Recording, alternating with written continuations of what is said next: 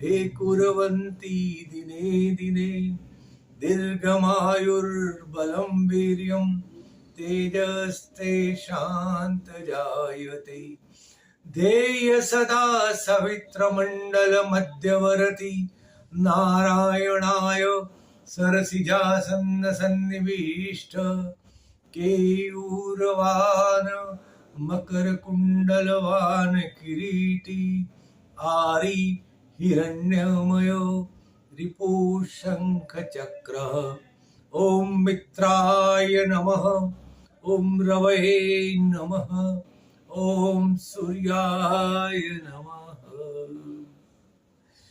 मनोजवं मारुततुल्यवेगं जितेन्द्रियं बुद्धिमतां वरिष्ठं वातात्मजं वानरयूथमुख्यं श्रीरामदूतं शरणं प्रपद्ये श्रीरामदूतं शरणं प्रपद्ये आइए हनुमंत बिराजिए कथा सुनो श्री राम की।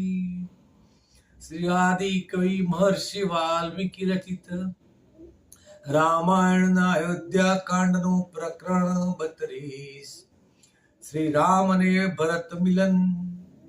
श्री रामचंद्र भगवान की जय। श्री कृष्णचंद्र भगवान की जय। श्री क्लिंग जी महादेवनी जय। चित्रकूटनी तळेटीमां राम लक्ष्मण ने सीताजी आनंदथी રહેતા હતા। તેમની કુટીરોની આસપાસ ઊંચા વૃક્ષો હવામાં ઝૂલતા હતા। વનવેલીઓથી આચ્છાદિત લતા કુંજોમાં પશુ પક્ષીઓ વિરી રહ્યા હતા। પાસે જ પુણ્ય સલીલા મંદાકિની કલકલ સ્વરે વહી રહી હતી। મેના પોપટ કોકિલ ચાસ અને મયુર જેવા મનોહર પક્ષીઓ અહીં તહીં ઉડતા ફરતા સ્પષ્ટ દેખાતા હતા। સકલ સૌંદર્ય સર્વત્ર મુક્ત રીતે મુખરિત થઈ રહ્યું હતું। વન્યજીવોનું ક્રીડા કૌશલ્ય દર્શકને મુગ્ધ બનાવી દેતું હતું।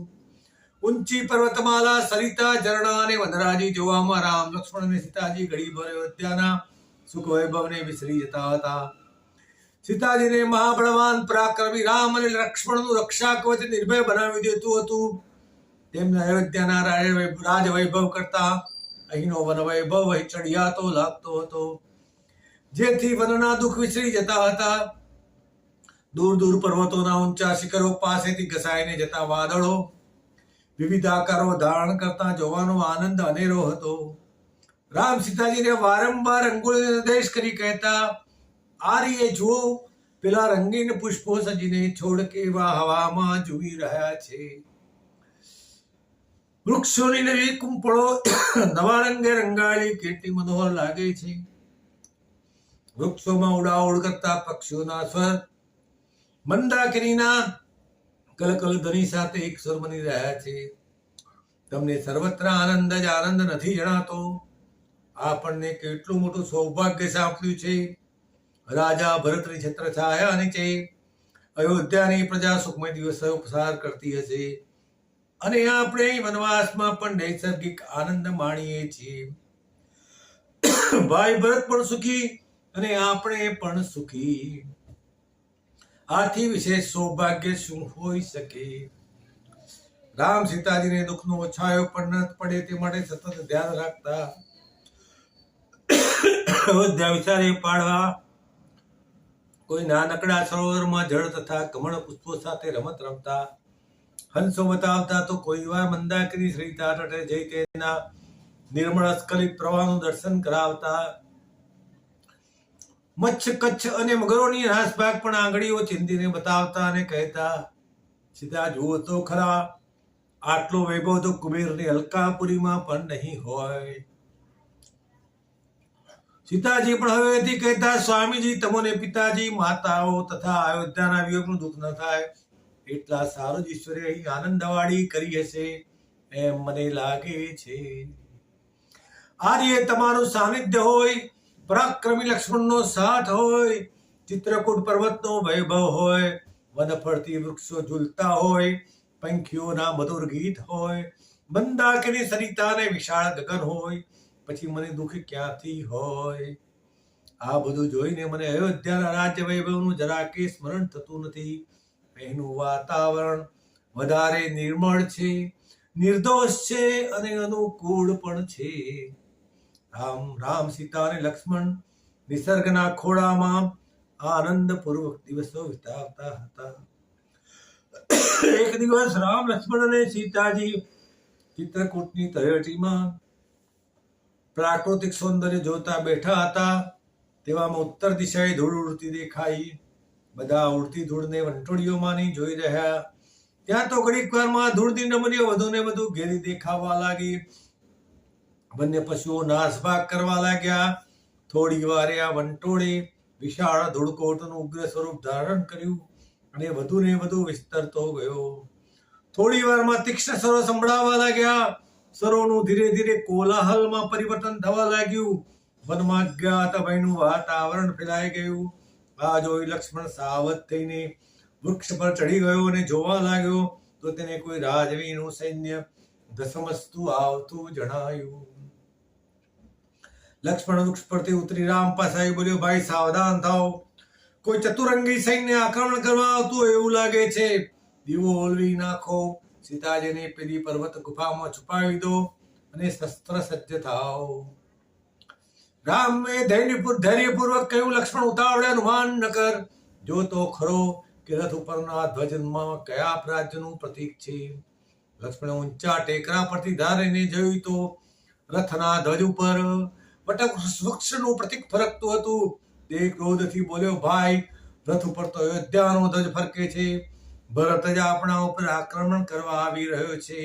અનાયાસ અયોધ્યાનો વિશાળ રાજ્ય મળવા છતાં તેને શાંતિ થઈ નથી. કદાચ તેને આપણે કાંટારૂપ લાગતા હોઈએ તો તે હત્યા પણ કરે. હજુ તે આપણું બળ પરાક્રમ સમજતો નથી. એક કૈકેયીના દુષ્ટ પુત્રને હું જીવતો જવા દેવાનો નથી. અન્યાયને હણવામાં કશો દોષ નથી. તેના અને તેની માતાના લોભને થોભ નથી. તેથી તેઓ વનમાં પણ આવી પહોંચ્યા. આપણને સુખેથી જીવવા દેવા માંગતા નથી. જેમ ગજરાજ વૃક્ષને ઉખેડીને ફેંકી દે છે, તેમ ક્ષણ માત્રમાં તેને ઊંચકી અને ફેંકી દઈશ. તેના સૈનિકોનો ઘાણ કાઢી નાખીશ, વન્ય પશુઓનો આહાર બનાવી દઈશ. હવે તમે જટ બોલો, આપણે તેમની સામે દસી યુદ્ધ આપવું કે તેને આવવા દઈ ચિત્રકૂટ ઉપર યુદ્ધ કરવું? તમે જટ કહો, વિલંબ ના કરો. આ ધનુષ્ય બાણ અને શસ્ત્રો શોભા માટે નથી. રામે કહ્યું, ભાઈ લક્ષ્મણ, ધૈર્ય ધારણ કર, શાંત થા. તારા બળ પરાક્રમને હું જાણું છું. વિશ્વના કોઈ પણ સૈન્યને હણવાની તારામાં અખૂટ અને અતુલ શક્તિ છે. પરંતુ પિતાની આજ્ઞાનો લોપ કરવો અને ભાઈની હત્યા કરવી, એના જેવું બીજું ઘોર પાપ કયું છે? આપણે પિતાની આજ્ઞા ભંગ કરી વનવાસ તજીને અયોધ્યાનું રાજ મેળવી શકીએ તેમ છીએ. પ્રતિજ્ઞા ભંગ કરી સજ્જનોનો સંહાર કરીને મેળવેલી રાજ્યલક્ષ્મી આપણને સુખ આપશે ખરી? સંહાર કરીને મેળવેલી સંપત્તિ તો વિશ્વમય ભોજન જેવી છે. પોતાના સ્વજનો સાથે આનંદપૂર્વક ભોગવી ન શકાય એવો રાજ્ય વૈભવ શાકપનો, ભરત અને શત્રુઘ્ન જેવા ભાઈનો પ્રેમ ન હોય, હુંફ ન હોય તેવા રાજ્યને હું સ્પર્શ પણ ન કરું. સ્વજનોનો પરિત્યાગ કરવાથી શું આપણને આનંદની પ્રાપ્તિ થશે? જો ભરત અહીં જ આવતો હોય તો તેનું કારણ તો ધારે છે તેવું ન હોય. ભરત ધર્માત્મા છે. તે નીતિ અનીતિ, કર્તવ્ય ઉચિત અનુચિત સમજે છે. જ્યારે માતા કૈકેયી આ કુચક્ર ગોઠવતા હતા ત્યારે ભરત શત્રુઘ્ન મોસાળમાં હતા. જો ભરત ત્યાં હોત તો તેણે માતા કૈકેયીને અધર્મમાં પગ મૂકતા વાર્યા હોત. મને શ્રદ્ધા છે કે તેની સાથે પિતાજી પણ હશે અને મને સમજાવીને પાછા લઈ જવા અહીં આવતા હશે. લક્ષ્મણ, મારે મન મારા ભાઈઓ કરતા રાજ્ય અધિક નથી. તું ભરત માટે આવા કઠોર વચન શા માટે બોલે છે? શું તને રાજ્ય લોભ છે? જો એમ જ હોય તો હું ભરતને કહું તો તે વિના વિલંબે તને પ્રસન્નતાપૂર્વક રાજ્ય સોંપી દેશે એવો મારો તેના પર દૃઢ વિશ્વાસ છે. રામે હસીને લક્ષ્મણ સામે જોયું. રામનો ઉચ્ચ આદર્શ અને મનોભાવના જોઈ લક્ષ્મણ લજ્જા પામ્યો. રામની વાત સાંભળી લક્ષ્મણને પોતાની શંકા વ્યર્થ લાગી તે બોલ્યો, કદાચ પિતાજી પણ સાથે આવ્યા હશે. ના લક્ષ્મણ, એવું નથી. જો પિતાજી સાથે હોત તો તેમના રથ ઉપર શ્વેતપટ દેખાઈ આવતું, પરંતુ તેમ જણાતું નથી, તેથી કદાચ ભરત જ હશે. જો ભરત આપણને અયોધ્યા પાછા લઈ જવા આવતો હોય તો આ ચતુરંગી સૈન્યની શી આવશ્યકતા? એ વાત તેના મનમાં ગોળાતી હતી, પણ લજ્જાવશ તે રામ સામે તર્ક કરવા માંગતો ન હતો. લક્ષ્મણના મનની મૂંઝવણ કરી રામે કહ્યું, ભાઈ થોડીક ધીરજ રાખ, જે હશે તે થોડી વારમાં સ્પષ્ટ થઈ જશે. રામની ધારણા સાંભળી જે વેળાએ જે પરિસ્થિતિ ઉત્પન્ન થાય તે વેળાએ તેને અનુકૂળ વર્તન કરવાનો લક્ષ્મણે નિશ્ચય કર્યો. ભરતે ચિત્રકૂટની પાસે આવતા દૂરથી જોયું તો તળેટીમાં આવેલી કુટીરોમાંથી ધુમાડો નીકળતો હતો. તેણે પોતાના સૈન્યને ત્યાં જ થોભાવી દીધું. પોતાના બે ચતુર અનુચરોને આ ધુમાડો શાનો છે તે જાણી લેવા મોકલ્યા. અનુચરોએ કુટીરોથી દૂર ઉભા રહીને જોયું તો આ ધુમાડો યજ્ઞનો લાગ્યો અને કુટીરોમાં ત્રણેક જણ તેમને બેઠેલા જણાયા. આ વાત તેમણે આવીને ભરતને કરી. અનુચરોની વાત સાંભળીને ભરતને પ્રતીતિ થઈ ગઈ કે અવશ્ય આ ભરદ્વાજ મુનિએ બતાવેલું સ્થાન છે અને આ જ મહાત્મા રામ, સીતા અને લક્ષ્મણની કુટીરો હશે. તેથી તે શત્રુઘ્ન, સુમંત્ર અને વશિષ્ઠ અને મંદાકિની પાસે થોભાવી ભરત એકલો જ કુટીરો પતિ આગળ વધવા માંડ્યો. સાંજ પડી ગઈ હતી. પૃથ્વી પર અંધકાર છવાતો જતો હતો, છતાં હજુ પણ કુટીરોની દિશાએ જવાનો માર્ગ સ્પષ્ટ ઉજાગર થતો હતો. માર્ગની બંને દિશાએ ઉન્નત વૃક્ષોની હાર હતી. વૃક્ષોની હાર વચ્ચે ચાલતા ચાલતા તેઓ કુટીર પાસે પહોંચ્યા. ત્યાં જઈને તેમણે જોયું તો ઈંધણનો મોટો ઢગલો હતો. કુટીરની બહાર મોટું ધનુષ્ય અને તીક્ષ્ણ બાણનું ભાથું લટકતું હતું. પાસે તલવાર અને બીજા શસ્ત્રો પણ જણાતા હતા. જમણી દિશાએ આવેલા આમ વૃક્ષ નીચેની ડાળીઓ ઉપર બલ્લકલો અને મૃગચર્મ સુકવવા લટકાવેલા હતા. આજ રામ નિવાસવાનો તેને હવે લેશ માત્ર શંકા રહી નહીં. ધીમે ધીમે તે પર્ણકુટીર પાસે ગયો. યજ્ઞવેદીમાંથી ધુમાડો નીકળી રહ્યો હતો. હવે તેને પોતાની ધારણા સાચી લાગી, તેથી શ્રદ્ધાપૂર્વક બારણા પાસે ગયો. રામે મસ્તકે જટા બાંધી શરીર પર વલ્કલ અને મુક્તમ ધારણ કરી યજ્ઞવેદી સન્મુખ બેઠેલા હતા. યજ્ઞની જ્વાળાઓના પ્રકાશમાં તેમનું મુખારવિંદ તામ્રવર્ણનું દિદીપ્યમાન જણાતું હતું. તેમની પાસે લક્ષ્મણ અને સીતાજી પણ વનવાસના વલ્કલો ધારણ કરી બેઠેલા હતા. સીતાજીએ પણ માથા ઉપર જટા બાંધી વેણીના કેસ છૂટા રાખ્યા હતા. અપકીર્તિ પામેલો ભરત શિથિલ અને લજ્જાવશ બની ગયો હતો. સંકોચના લીધે તેનામાં કુટીરમાં પેસવા માટે હામ પણ રહી ન હતી. તેથી તે બારણા પાસે જ ખચકાઈને ઉભો. બીજ ક્ષણે તે વાકુળ બની બે હાથ દોડીને બારણામાં ધસી જઈ, ઓ મારા ભાઈ કઈ રામના ચરણ પકડી છૂટા હોય ધ્રુસકે ધ્રુસકે રડવા લાગ્યો. એટલામાં સુમંત્ર વશિષ્ઠ આવી પહોંચ્યા. બંને ભાઈનું હૃદયંગમ મિલન જોઈ મનોમન આનંદિત થયા. રાજવી પરિધાનનો ત્યાગ કરી માથે જટા બાંધી વલ્કલ ધારણ કરેલા ભરતને રામે જોયો તો તેનું શરીર ઉપવાસથી ઢંકાઈ ગયેલું હતું. શોક અને ચિંતાથી તેના મોઢા પરનું ઓજો છણાઈ ગયું હતું. શ્રમથી નેત્રો ગાત્રો શિથિલ થઈ ગયા હતા. આ જોઈ રામના હૃદય વિલવાઈ ગયું. તેમને ભરતને બે હાથે બેઠો કરી ખોળામાં લીધો અને તેના ભાર ઉપર ઉપરાઉપરી ચુંબનો કર્યા. થોડી વાર પછી રામે ગંભીર બની કહ્યું, ભાઈ ભરત, તું પિતાજીને એકલા મૂકીને વનમાં કેમ આવ્યો? તારું શરીર કેમ કથળી ગયું છે? હવે કહે, પિતાજી, માતાઓ, પરિવાર તો સુખ શાંતિમાં છે ને? રાજકાજ તો બરાબર ચાલે છે ને? ભરતને ઉત્તર રહ્યો. રામને ઉત્તર આપી શકાયો નહીં. ભરતને મૌન રહેલા જોઈ રામે પૂછ્યું, ભાઈ કેમ બોલતો નથી? ભરતે સ્વસ્થ થતા કહ્યું, ભાઈ, હું ક્યાં અયોધ્યાનો રાજા છું. તમે મને રાજકાજ વિશે પૂછો છો. અયોધ્યાનું રાજ્ય તમારું છે અને તમારું જ રહેશે. તેમાં કોઈ ફેર પાડી શકવાનું નથી. તમે સાચા રાજા છો ને મારું કર્તવ્ય તમારી આજ્ઞાનું પાલન કરવાનું છે. આર્ય પરંપરા અનુસાર પાટલીપુત્ર જ રાજતિલકનો અધિકારી ગણાય છે. હું તમને પ્રાર્થના કરું છું કે તમે અયોધ્યા ચાલો અને રાજદંડ ધારણ કરી સિંહાસન સંભાળી લો. તમારા બળ પરાક્રમ બળે પ્રજાને ભયદાન દો. આખું અયોધ્યા તમારા દર્શન માટે તરસી રહ્યું છે. હવે પિતાજીનો મૃત્યુ સંદેશ કહેતા ભરત હજી ઉપડતી ન હતી, છતાં આ શોક સંદેશ કહ્યા વિના કોઈ ઉપાય પણ ન હતો. ભરતે એવું કથન કરીને કહ્યું, ભાઈ, તમે પિતાજીના કુશળ સમાચાર પૂછ્યા, પરંતુ તમોએ જે દિવસે અયોધ્યાનો ત્યાગ કરી વન પ્રવેશ કર્યો તેના બીજા દિવસે તેમણે દેહ ત્યાગ કર્યો. તેમનું પૃથ્વી પરનું જીવન સમાપ્ત થયું છે અને તેમનો સ્વર્ગવાસ થયો છે. તમારા વિયોગનો કારમો આઘાત જ તેમના મૃત્યુનું કારણ છે. આ બધાનું મૂળ મારી માતા કૈકેયી છે. ભાઈ, હવે તેનો શોક ત્યજી તેનું ચિત્ત અર્પણ કરી તેમના આત્માને શાંતિ મળે તે માટે ઉપાય કર્યો. તમે શુદ્ધ છો, તમને વધુ કહેવું મને ઉચિત લાગતું નથી. આટલું કહી ભરત મૌન ધારણ કરી રામના મુખમંડળ સામે જોઈ રહ્યો. પિતાના દેહ વિલયની દુઃખદ વાત સાંભળતા જેમ કેળ પુઠરાઘાતથી કપાઈને ઢળી પડે તેમ રામ મૂર્છિત થઈ ધરતી પર ઢળી પડ્યા. ભરત રામની દિશા જોઈ તેમની પાસે બેસી તરાથી વાયુ ઢોળવા લાગ્યો. પહેલા ભરત એકલો જ રામની કુટીરમાં મળવા દોડ્યો હતો. તેમની પાછળ વશિષ્ઠ, ભરદ્વાજ, વામદેવ, સુમંત્ર, ગુહ ત્રણેય રાણીઓ સાથે આવી રહ્યા હતા. તેઓ મંદાકિની તટે આવે ત્યારે ભરદ્વાજે રાણીઓને કહ્યું, તમારો લક્ષ્મણ હંમેશા આ નદીનું નિર્મળ જળ ભરી જાય છે. મુનિની વાત સાંભળી કૌશલ્યા બોલી ઉઠી, બહેન સુમિત્રા, સાંભળ, તારો લક્ષ્મણ અહીંથી પાણી ભરી જાય છે. તે રામ સીતા ઉપર કેટલો પૂજ્ય ભાવ છે.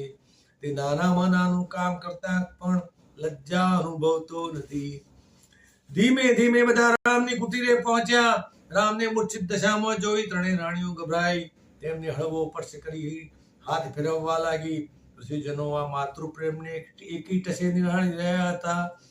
ભરતે કહ્યું, પિતાશ્રીના મૃત્યુનો સંદેશો કહેતા જ મોટા ભાઈને ભારે આઘાત લાગ્યો છે. લક્ષ્મણ અને સીતાજી પણ દૂર બેસી હૈયા ફાટ કલ્પાંત કરી રહ્યા હતા. બધા ઘડીભર સ્તબ્ધ બની ગયા.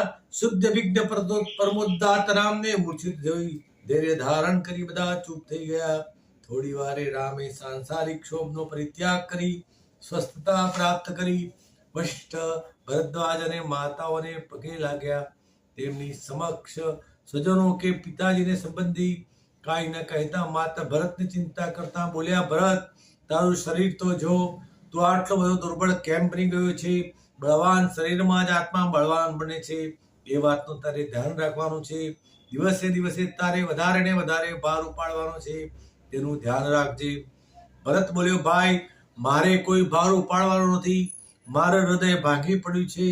શરીર ભાંગી જાય તો તેની મને લેશ માત્ર પણ ચિંતા નથી. હવે તમે અયોધ્યા આવવા હો કહો, જેથી બધાના મનને શાંતિ થાય.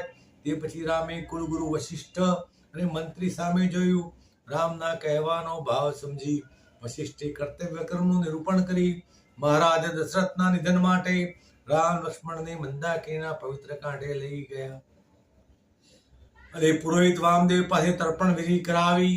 કુલગુરુ વિશેષ વશિષ્ઠે રામના હાથે નિવાપાંજલિ અર્પણ કરાવી અધૂરું કાર્ય પૂરું કર્યું.